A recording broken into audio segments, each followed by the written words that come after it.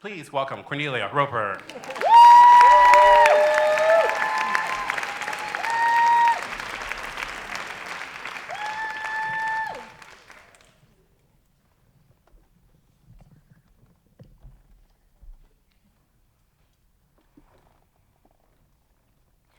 When I grew up, we never had to worry about anything. My father worked in a car company in Germany, so we always had the newest car. My mother was always there for us, and we had a nice house, 2 dogs, 2 cats. So I was growing up in a little, cozy, very fluffy bubble, which I loved. So I did school. I went to university, the university I wanted to, which was 6 hours from home, in Berlin, the city I wanted to live in when I grew up. And it was perfect until it wasn't. And I was in university when I got the information that my parents are going to have a divorce. So it's not unusual.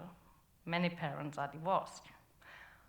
But my parents, they're my role models, and they should stay together forever, like they promised. So, as for most of the kids, probably, it was a shock for me, but it was an even bigger shock for my 3 siblings, as I'm the oldest one. And I already moved out. It was even harder for them. I think the hardest part was that it seemed like my parents started to fight about money. In Germany, we have this duty lawyer you have to have that is handling the divorce, and this one really wanted to see every little penny my parents had to make sure that my mom gets what she deserved. Because for still stay-at-home moms, it is really hard to have a divorce, because my mom never worked for a long time, and my parents always planned to grow up and grow old together. So this lawyer really wanted to see everything and didn't believe my dad that this is the amount of money we have and this is the amount of money my mom is going to have. So I don't know the details, but they figured it out somehow, and they always tried to keep everything away from the kids, which they also did in this case. And so it was fine again, I think. So meanwhile, I was still in Berlin, and I graduated and started in the IT startup scene in Berlin, which I loved because I was fascinated by the energy level there and I couldn't get enough of it.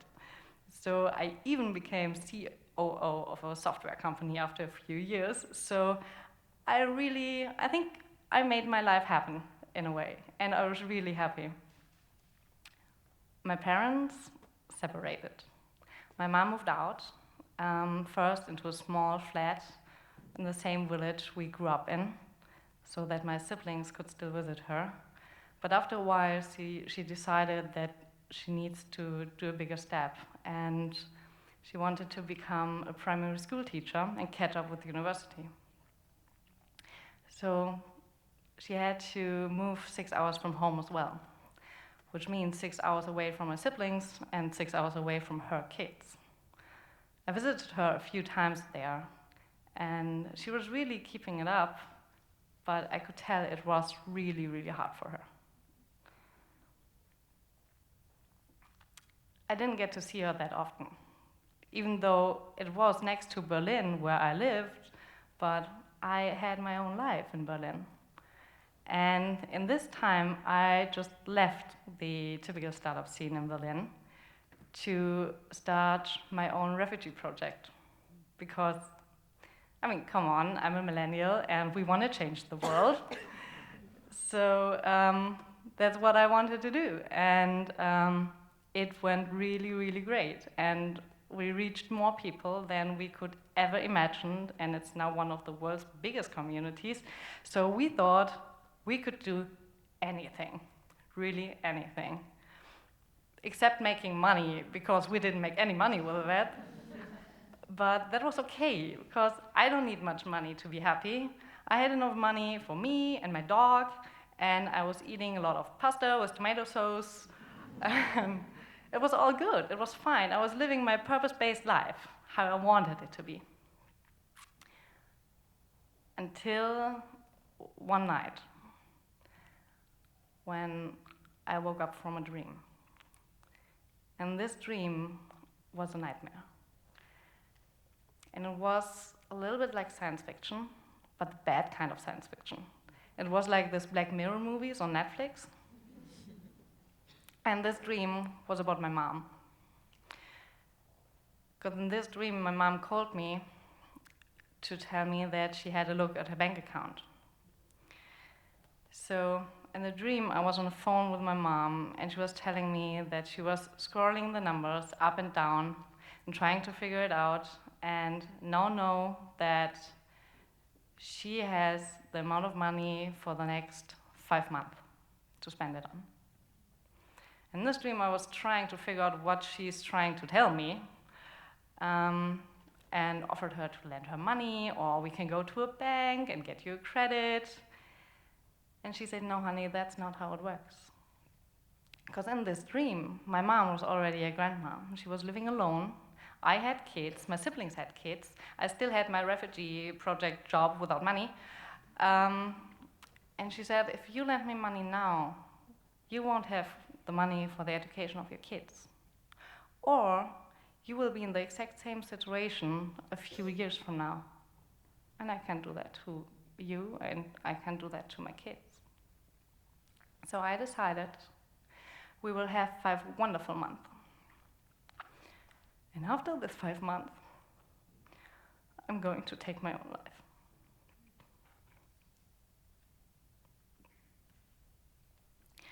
I was crying and begging her not to do it, but I couldn't reach through.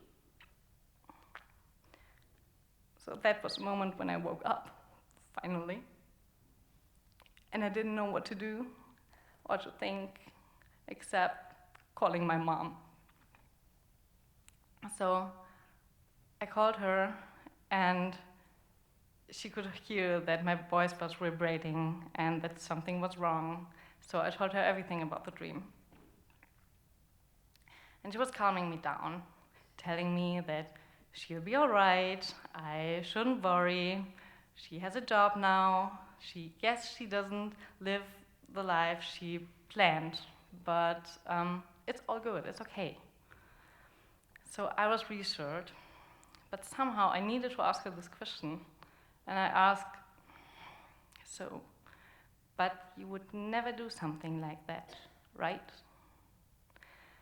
And that was a moment when she became really calm and said, Connie, if I were in this situation like in your dream, that is exactly what I would do. But I wouldn't tell you. I would just do it.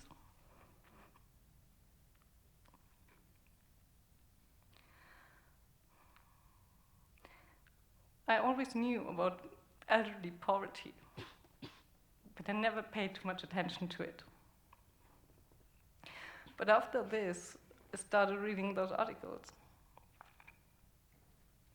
And I learned that many women are in the exact same situation like my mom was in my dream. Especially when their partner died or they're separated and part of the pension is missing. I learned that shops are ripping off elderly people because they don't know how to compare the offers online.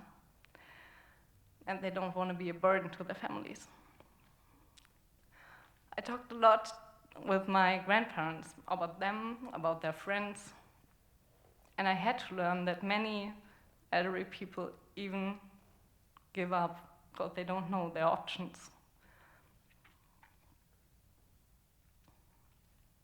So this moment, and the many moments after that, I realized it's not enough to be responsible for myself and my work and maybe my future kids and my dog,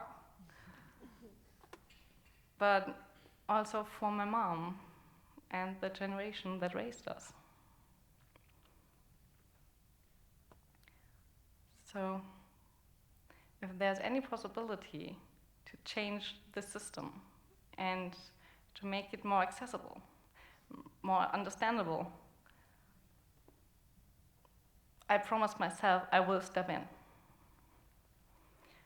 to make every day count and not every day cost anymore.